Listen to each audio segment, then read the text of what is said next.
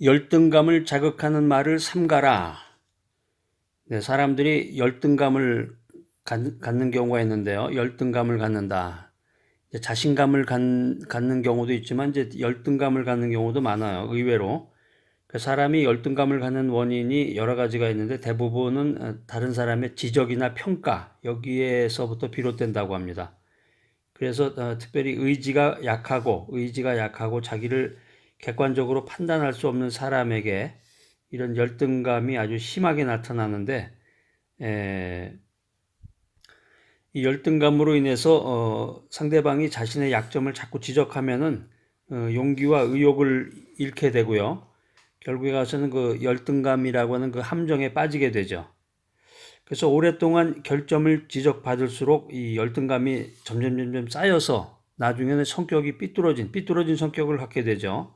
그리고 사회생활도 참 위태위태하게 되는데 열등감에 빠진 사람이 하여튼 무슨 동기를 얻어야 되겠죠. 자기 스스로 깨달음을 얻던가 그런 경우도 있겠지만 다른 사람이 주변에 직장 상사나 좀 멘토 같은 사람이 좀 도움을 주면 좋겠는데 그래서 자기를 다른 사람하고 동등한 위치에 놓고 자기 자신을 냉철하게 객관적으로 볼 수 있는 그런 위즈덤을 길러야 됩니다. 더 효과적인 방법이 있다 그러면은 그 열등감의 원인을 역추적하면 더 좋겠죠. 그래서 내가 뭐가 열등하고 뭐가 문제인지 자기 스스로가 그걸 좀 알아야 돼. 알고 깨닫고 규명하고 자신을 객관적으로 이밸류에이션을 해야 된다는 거예요. 자, 두 번째 원리. 실책은 단 한 번으로 끝낸다. 남을 실책한다 그러죠. 실책한다. 그러니까 같은 실수를 되풀이하지 않는다면 이 실책의 말은 짧을수록 효과적입니다. 뭐 자꾸 그냥 잔소리 마냥 했던 얘기 또 하면서 그냥 자꾸 이렇게 과거 얘기 자꾸 하게 되면 피곤해지죠. 그러니까 실책의 말이 길어질수록 잔소리로 들리는 거죠. 잔소리로. 그러니까 엄격하게 얘기를 하면 잔소리하고 또 비평이나 실책하고는 좀 다른데 상대방을 꾸짖기 위한 이 비평이나 실책은 짧을수록 좋습니다. 또 과거의 잘못을 들춰내거나 소소한 잘못을 큰 잘못으로 그냥 뻥튀기 확대해가지고 상대방을 실책하는 것도 이건 나쁜 방법입니다.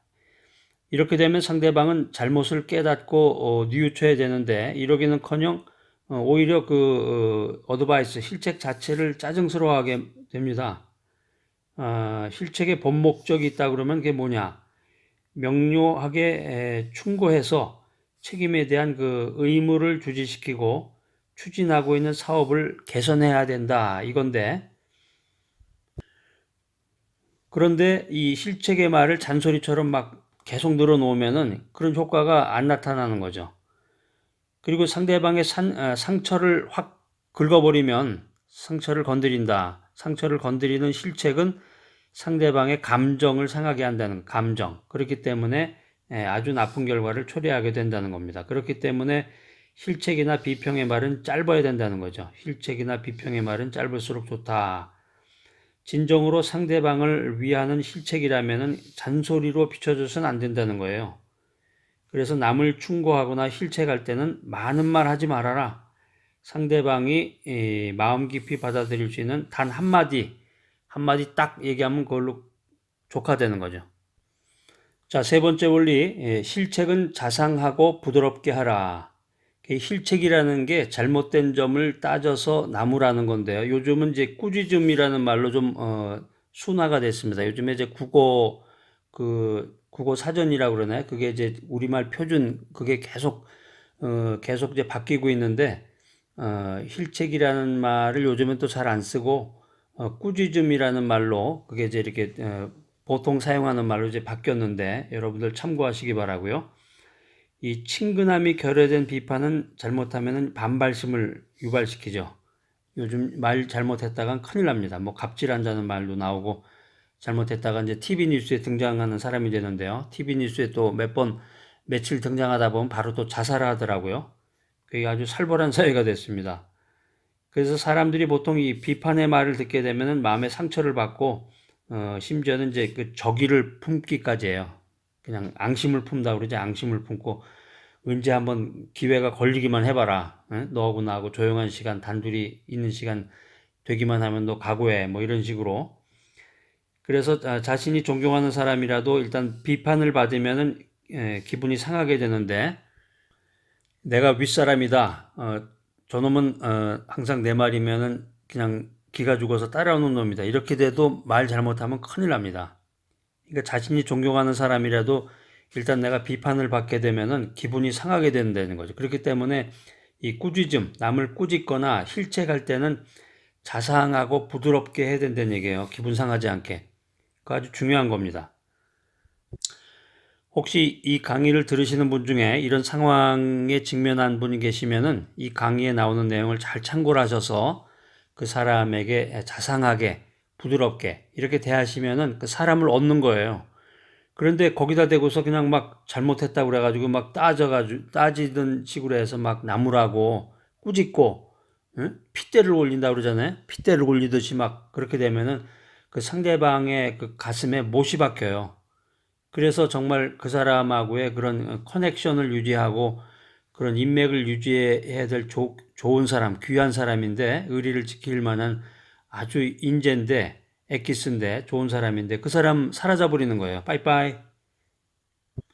그건 아주 냉정한, 바람이 그냥 휙 부는 것 같이 냉정한 비판을 받게 되면은 대부분 사람들이 자존심에 상처를 받는다는 거죠. 인간의 이 존경하는 마음이라고 하는 것은 상대방이 자신의 잘못을 따뜻하게 포옹해 줄 때, 이럴 때 우러나는 건데, 그러니까 상대방이 잘못했을 때 참 중요한 것 같아요. 이게 리더가 된 사람, 사회적으로 앞서 나간 사람들은 상대방이 잘못했을 때 어떤 태도를 취하느냐에 따라서 그 사람의 재평가가 되는 순간인데요. 자, 그래서 힐책, 꾸짖음이라고 하는 것이 자상한 배려와 함께 이루어져야 된다. 그래야 큰 효과를 발휘할 수 있다라는 겁니다. 그런데 이렇게 부드럽게 충고한다는 게 이게 쉽지 않은 거죠. 충고하는 사람 입장에서는 벌써 자기 나름대로 또 생각이 있기 때문에 호통을 치면서 그냥 거만하게 꾸짖으려고 하는 그런 자세가 됐는데, 그러니까 대부분 사람들이 그 자리에서 한번 정신 번쩍 들도록 한번 호통을 쳐보자 이런 각오로 임하는 거죠.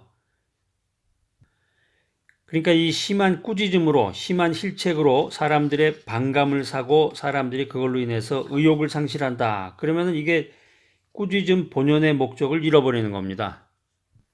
제가 최근에 어떤 분을 한번 만났는데요. 이런 상황을 직면한 분이에요. 그래가지고 자기가 평소에 존경했던 분, 자기가 높게 생각했던 그런 분으로부터 그런 질책과 꾸짖음을 받았는데, 반감도 들었고, 의욕이 상실이 돼서 거의 한 3, 4개월 정도를 밥을 잘 못 먹고 굉장히 밤이면 고심이 되고 꿈에도 막 그 장면이 나타나고 그랬다는 얘기를 저에게 이렇게 털어놓은 경우가 있었는데, 이게 바로 그런 경우죠, 이게. 그러니까 꾸짖음이라는 게 자상한 배려가 있어야 되는데 그게 쏙 빠져버리고 그냥 호통을 치듯이 한번 정신 번쩍 뜨게 한번 만들어 보자.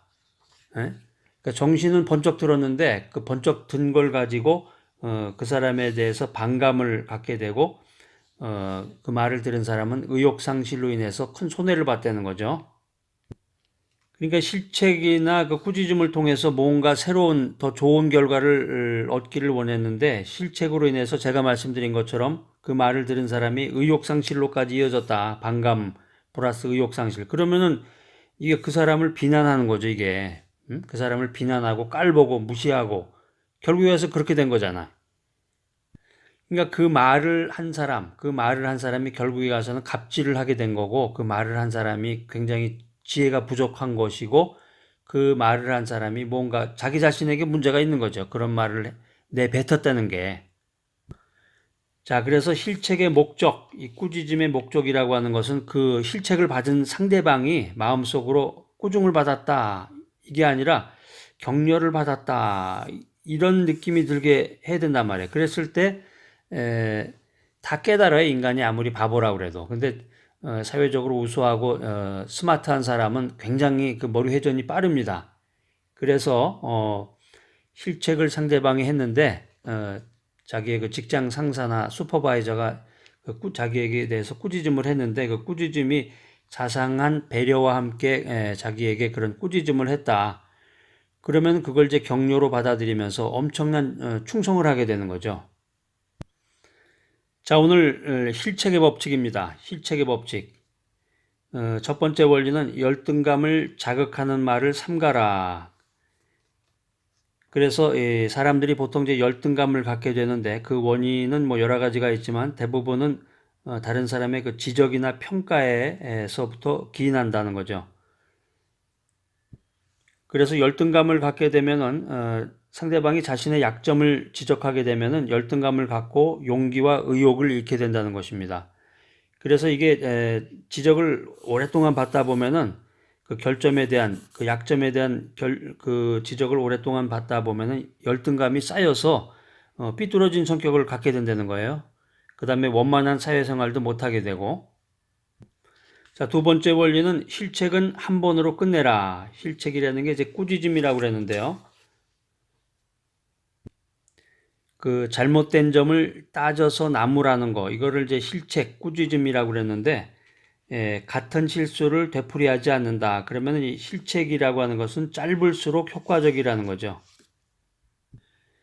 자, 그래서 꾸짖음이라는 것이 그 어떤 목적을 가지고 있냐면은 간단 명료하게 충고를 해서 어드바이스에서 이 책임에 대한 의무를 주지시키는 거예요. 그리고 이 지금 추진하고 있는 사업을 잘 완수가 되도록 좋은 결과를 맺을 수 있도록 그렇게 이제 어드바이스를 하는 건데, 상대방의 상처를 건드리는 이 실책이 돼버리면은 상대방의 감정이 상하기 때문에 좋지 않은 결과를 초래하게 된다는 것입니다. 자, 그래서 여러분들이 그런 남에게 그 꾸짖음을 할 수 있을 정도의 지위가 됐다. 그러면 여러분들이 좀 나름대로 그 소양 의식이라고 그럴까요? 인품, 인격 이런 게 좀 있어야 되겠죠. 그래서 남을 충고하거나 실책할 때는 많은 말 하지 말고 상대방이 마음 깊이 받아들일 수 있는 한마디 말로 그쳐라. 자, 세 번째 원리는 실책은 자상하고 부드럽게 해라는 것입니다. 그래서 이 친근감이 결여된 비판은 잘못하면 상대방의 반발심을 유발한다는 거죠. 자, 그래서 사람들이 비판의 말을 들으면은 상처를 받고 더 나아가서 적의를 품는다는 거죠. 앙심을 품는다. 그래서 바람직한 실책이라고 하는 것은 자상한 배려와 함께 이루어져야 되는데, 실책이 이렇게 자상한 배려와 함께 하게 되면 이루어지게 되면 큰 효과를 발휘한다는 것입니다. 자, 오늘 실책의 법칙입니다. 여러분 사회활동하시고 또 인간관계 갖느라고 여러 가지로 스트레스도 많고 여러 가지로 생각해야 될 문제가 많은데 이 실책의 법칙 잘 한번 생각해 보셔야 돼요. 그래서 여러분들이 남을 꾸짖는 그런 단계나 위치에 타이틀에 놓인 분들 그 남을 이제 실책을 할 때 꾸짖을 때 그냥 정신 번쩍 들게 그냥 호통만 칠 게 아니라 그렇게 했다간 큰일 난다는 거예요. 그 사람을 잃어버리는 거죠. 그래서 그 사람이 의욕상실로까지 이어지게 되면 비난을 하는 거가 되기 때문에 상대방의 마음속으로 꾸중을 받았다. 이런 마음을 갖지 않고 야, 오늘 존경하는 그 직장 상사, 슈퍼바이저 만나서 오늘 멘토로부터 오늘 격려를 받았다. 이런 귀한 마음을 받을 수 있도록 여러분 자상하고 부드러운 그런 탁월한 사회인이 되시기를 바랍니다.